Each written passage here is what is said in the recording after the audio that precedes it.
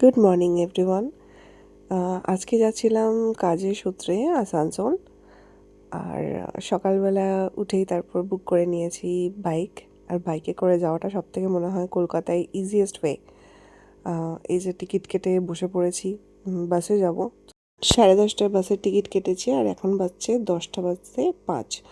তো কিছু খাবার জিনিসপত্র কিনে নিয়েছি যাতে বাসে যেতে যেতে এনজয় করতে পারি। বাসের জার্নিটা না ট্রেনের থেকে আমার অনেক বেটার মনে হয়, কারণ নিজের মতো করে বসা যায়। তো যেহেতু আজকে উইন্ডো সিট পাইনি, তাই ফার্স্টে একটু মনটা খারাপ করছিল, কিন্তু পরে উইন্ডো সিটে যিনি বসেছিলেন উনি নেবে গিয়েছিলেন। বাসটা এত ভিড় ছিল, এত ভিড় ছিল, আর রোদ্দুরটা পুরো আমার মুখের মধ্যে পড়ছিল। তো মানে অনেক লোকের ভিড়, যারা দাঁড়িয়ে দাঁড়িয়ে অনেকটা রাস্তা গেছে। কিছুটা খাবার খেয়ে নিলাম, খেয়ে নিয়ে বসে রেস্ট করতে করতে এই যে চলে এসেছি উইন্ডো সিটে। উনি নেবে গিয়েছিলেন অনেকটা রাস্তা যাওয়ার পরে। তো উইন্ডো সিটে বসার মজাই আলাদা। বাইরের দৃশ্য উপভোগ করতে করতে সুন্দরভাবে যাওয়া যায়। তো আমার উইন্ডো সিটে অলওয়েজ বেশি ভালো লাগে, আই প্রেফার।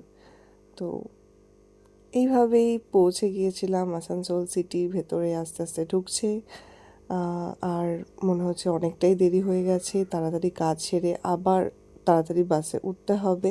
এই শীতকালে যদি কোথাও ট্রাভেল করার থাকে ভীষণ ভালো লাগে, কারণ সকালবেলা শীতের সকালের যে দৃশ্যগুলো উপভোগ করা যায় সেটা বেশ ভালোই লাগে, কুয়াশা কুয়াশা থাকে।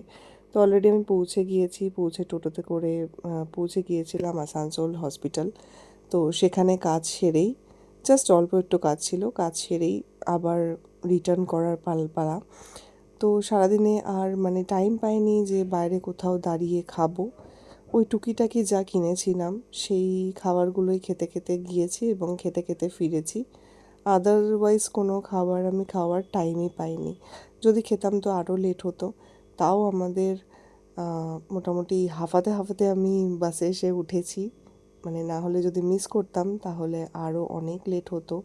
তো আমার ফিরতে রাত 11টা 11:30 বেজেছিল আমার বাড়ি ফিরতে। যদি আমি বাসটা মিস করতাম বা পরের বাসে উঠতাম তাহলে আরও লেট হতো। তাই জন্য আর খাওয়ার কোনো মানে স্কোপ খুঁজে পাইনি। তো আসার সময় তো বেশ ঘুম ঘুম ভাব একটা ছিল। এই যে পৌঁছে গিয়েছি কলকাতা, আর কলকাতার রাতের দৃশ্য উপভোগ করতে করতে বাড়ি পৌঁছে গেছি।